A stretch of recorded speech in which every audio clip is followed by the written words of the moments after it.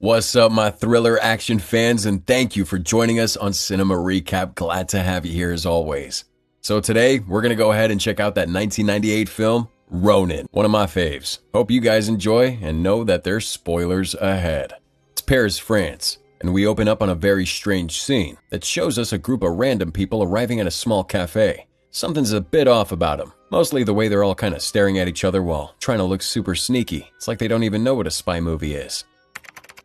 Meanwhile, Niro, aka Sam, is lurking outside the cafe, peering through the window like something isn't right. Before going in, he hides a gun behind some crates. Then when he goes inside, he asks if he can just pop in the bathroom, where he proceeds to unlock the back door to the cafe while no one's looking. Yep, something's definitely going on here. After his clandestine bathroom visit, Sam sits at the bar and confirms that he's just having one drink before leaving. The bartender, Deirdre, aggressively asks, "Why are you rushing off?" Little rude. But it turns out that this was a code word to confirm that Sam and the others were all who she thought they were. A moment later, and they're exiting the cafe together and climbing into a white van. But not before Sam collects his gun. For all those that are wondering, Sam is obviously the clever one in this burgeoning group of criminals, but more on that later. For now, the white van takes that group of men to the warehouse, where there are another 2 men waiting for them. That makes it 5, plus Deirdre. It's now that we finally start to see what the hell is going on here. These men were hired by Deirdre to do a job of sorts. What's the job? But when they ask what that job is, she tells them, People who have something we require. Cool, Deirdre, thanks for being so vague. I guess we'll find out later what the job's about. But for now, she leaves these 5 men behind, so as to give them a chance to get to know one another. And of course, for little dick measuring, Sean Bean leads the charge. Yeah, he's got a character name, but Sean Bean. So it's easier to just call him Sean Bean. You ever kill anybody? The other 4 guys are all normal by comparison. There's Sam, who we've met, Vincent, the French guy who's in charge of locating materials and weapons, Larry, the driver, just seems like a nice fella, and Gregor, the tech guy who looks a little like a serial killer. You labor and management. The next day is their first official meeting, where we learn who these guys are and what the hell they're all doing.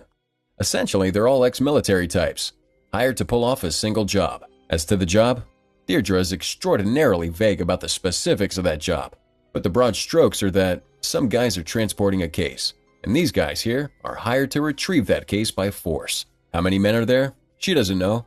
What weapons do they have? No idea. What's the actual plan here? Nothing yet. What's in that case? That she actually knows, but she's not telling him.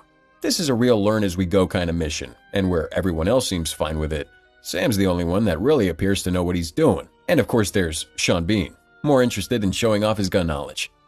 Tell Vincent what it is you'll need. Thank God this is Sean Bean, because you know he's going to end up dying before the movie's out. In fact, if you want to go ahead and pause, place your bets on how he's going to die, I'll wait for you.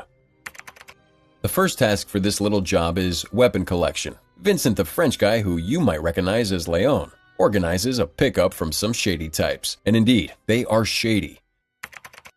They meet by a river, and right away, things are a little bit off.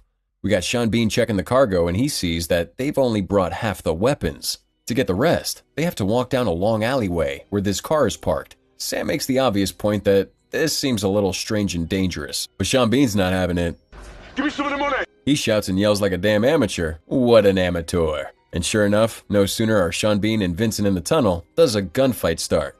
The damn thing was a setup, which vindicates Sam but makes Sean Bean look like an idiot, which to be fair he is, as a character. We get a gunfight here, followed by a small car chase. Nothing too major or exciting yet, just a warm-up. Oh, and Sean Bean throws up when they're all done. For his tough talk, he's kind of a pussy. Cat. Seriously, someone's got to kill him off. Meanwhile, Deirdre's getting off the subway when a strange man, Seamus, pops up behind her and informs her that the Russians are trying to buy the case they intend to steal, which means that this job has to be done ASAP. She says that the team's not ready, but he doesn't care. He wants that case, whatever it is. Back at the warehouse, Deirdre gives the team the good news, that they'll be moving ahead of schedule. But where everyone again is okay with this, Sam has some questions. He's starting to see how poorly organized this whole thing is and calls her out. Well, this guy means business. Which is probably a good thing, as no one else seems to. Case in point, Sean Bean. When Deirdre leaves the room to confirm with her bosses, Sean Bean tries to step up and show his skills. Well, little does he realize that this maneuver he's showing them is predictable and somewhat contrived. Sam recognizes it right away and also recognizes what it means. He confronts Sean Bean in front of everyone, calls him out, makes him look like an idiot, which he is. Sam then strong-arms him, pushes him back and disarms him before he has a chance to pull his piece. Sam holds the gun to his face and calls him out for being a cocky prick that doesn't know what he's talking about. And indeed, turns out that Sean Bean isn't who he said he was. He was lying, pretending to be some ex-military guy so that he could get the work. Deirdre quickly dismisses him, but not before making a threat. And for all those who had Sean Bean dies at the end of the movie, you're wrong, pay up. Rather, he simply just gets humiliated and kicked off the team. Shame really, as death probably would have been less embarrassing. Because we will not forget. Now the team head off to Nice, where they prepare to take the case. But Sam still isn't happy, and he runs over the plan and immediately starts to pick out problems. His main concern is security and how good the team that they're attacking is. And this isn't helped by the fact that Deirdre clearly has no idea either. She just really wants that case. To solve this problem, Sam and Deirdre head to the hotel where the guy with the case is staying, so as to see if they can scope out any new information.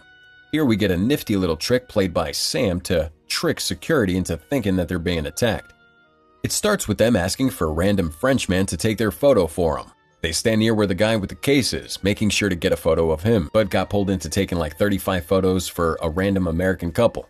The photos reveal one very important piece of info. The team take a look at the photos, revealing that their target and the men protecting them are professionals, and this job is going to be a lot harder than they all thought. Sam wants 2 more men to do the job with him, but is denied.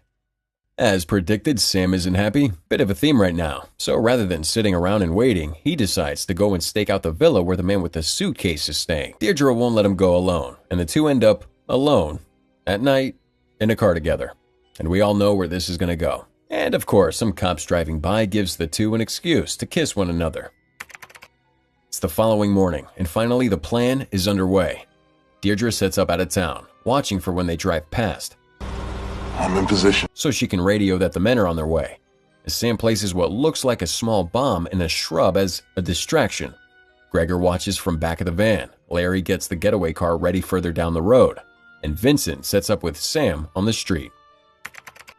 As to the actual plan, to be perfectly honest, for all these so-called professionals, it's not very good. They use some high-class tech to control traffic lights and stop the cars in transit. Sam then blows up the front of the car with a rocket launcher, trapping the car with the suitcase. He then pulls out another gun and just starts going to town on everyone. Very little finesse involved. The main car gets away, which gives us a chance for an awesome street race, although apparently that was part of the plan. And Gregor tracks the car from his van as Sam and Vincent give the chase. There's more explosions, more gunfire. Larry pops up in the car and attempts to box him in. The car chase has it all. It ends in a small town where they manage to trap the car and the man with the case. More gunfire breaks out, like a lot of gunfire. Definitely not an under-the-radar type of job. And as Sam and Vincent and Deirdre hold the line, Gregor ducks in and grabs the case. Only sneaky Gregor then trades the case out for a fake and hands that fake case off to Larry and bails. Well, he might not be a serial killer, but he's not much of a team player either. It's Sam to the rescue. He sees that the case isn't the same one as before, because there's some sort of powder on it. He hurriedly takes the case from Larry and tosses it just before it explodes. Gregor fucked us! Back at the safe house, Larry bleeds out as the others argue about what they're going to do now. Sam wants to speak to Deirdre's contact to sort out their next move, but she reminds him that the job is still the case. And now that Gregor has the case, they just have to find him. Again, Sam is like, what's in the case? And again, Deirdre refuses to say anything. She does suspect, though, that Gregor is still going to be selling the case to the Russians.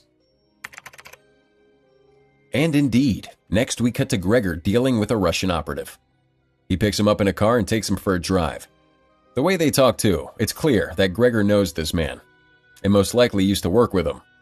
But before the deal goes down, Gregor has to prove how much of a complete psycho he is.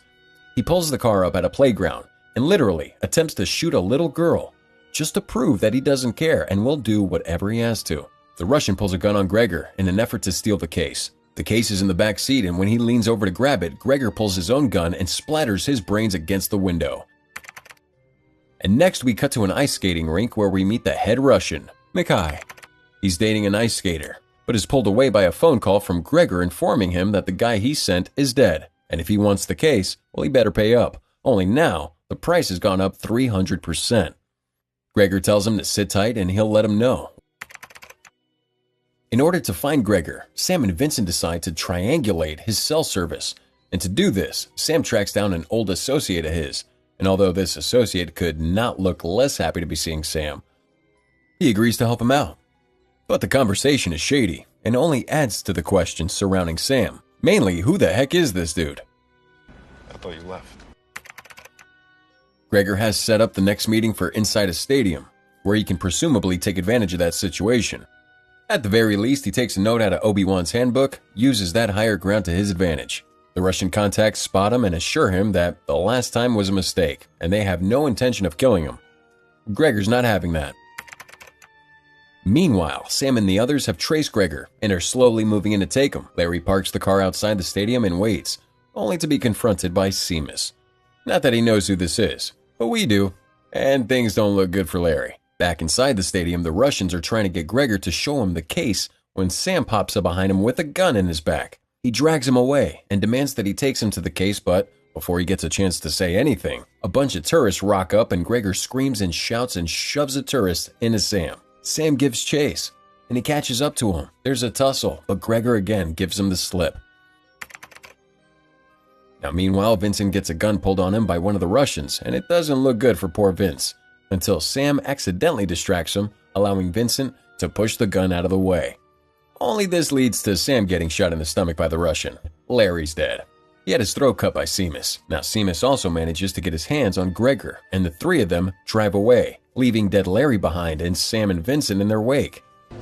I'm sorry. She double-crossed them. And if you can't trust the Irish mob, who can you trust? She sold us out. Well put, Sam. Well put. Bleeding out from his gun wound, Sam tells Vincent to get him to a doctor, but Vince does him one better and takes him to a friend who happens to have said supplies. Now we get this cool scene of Sam directing Vincent on how to remove a bullet from his gut, all while awake. In case you didn't know how tough Sam was, this scene confirms it. He even nominates when he's ready to pass out. Don't mind, I'm gonna pass out. John Wick who? And as Sam is resting, Vince and his contact discuss Sam and where he came from. Vince reveals that Sam is a CIA operative, but most likely on the run, which explains why he was so eager to do the job. Well, it's the next day, and Seamus takes Gregor to a post office, where he has had the case sent to himself. While inside collecting the case, Sam ambushes Deirdre in her car. He pulls a gun on her face, and she asks the obvious question. As a moment later, Seamus and Gregor appear with the suitcase. They see Sam with the gun on Deirdre, and rather than Sam using Deirdre to negotiate for the case, she calls Sam's bluff and drives to pick up Seamus in the case. Some gunfire exchange, but they all have stormtrooper aim and the bullets miss their targets. The good news? Now we have a car chase. Good question, Vincent. I'd say that Sam has himself a little crush is why. Deirdre's in the front with Gregor, Seamus in the case in the back seat. Sam follows close behind with Vince beside him. What follows is a rather drawn-out car chase, which, to be honest, goes for probably 5 minutes too long, and Deirdre is a surprisingly good driver, managing to keep Sam away. But Sam is damn skilled and follows with ease, slowly creeping up behind her. Even driving right into traffic isn't enough to dissuade the pesky ex-CIA agent. But things come to a head when Sam manages to ram Deirdre's car and send it off the side of a bridge. It crashes to the bottom and catches fire. Gregor, in confusion, grabs the case and runs, while Deirdre and Seamus are pulled to safety by some nearby construction workers. Unfortunately, Sam and Vince are on the top of the bridge and all they can do is just watch their targets escape. Sam and Vince regroup at the cafe and try to figure out where Gregor's gone. They realize that he's being hunted by the Russians and the Irish, so he has to act fast, but where would he go?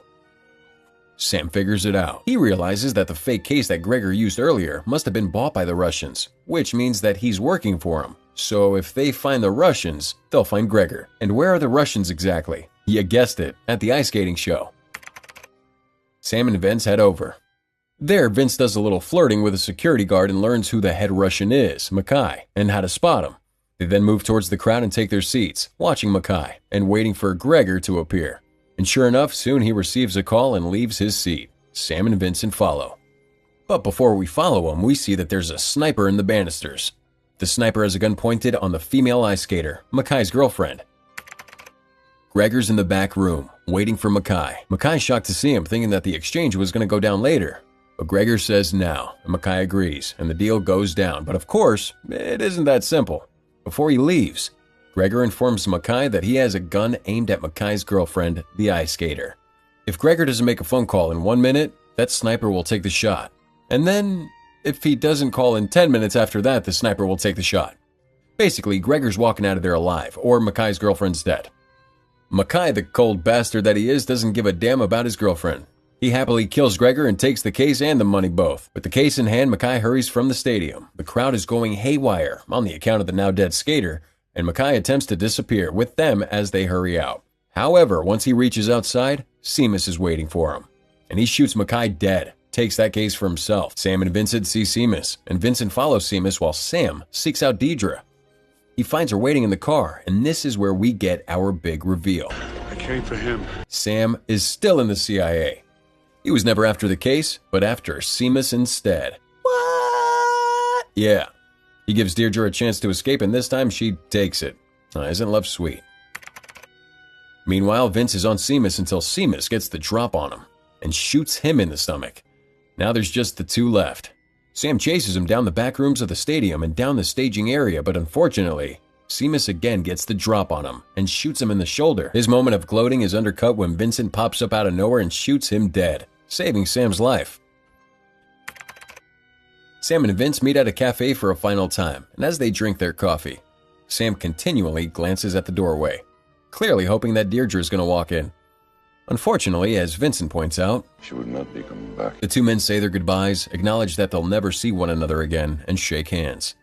But before Sam leaves, Vince asks the question we all want that answer to. It wasn't the case. And Sam, ever clandestine about his intentions, answers with a simple, I don't remember. so Vince is frustratingly fine with that answer, and the two men go their separate ways. Thanks for chilling with us on Ronin, released by MGM Distribution in 1998. It was directed by John Frankenheimer and starred Robert De Niro, Jean Reno, and Natascha McElhone. This is definitely top 20 of my old school action movies. What's your guys' favorite action sequence? Let us know with that hashtag Cinema Recap in the comments. And as always, till next time.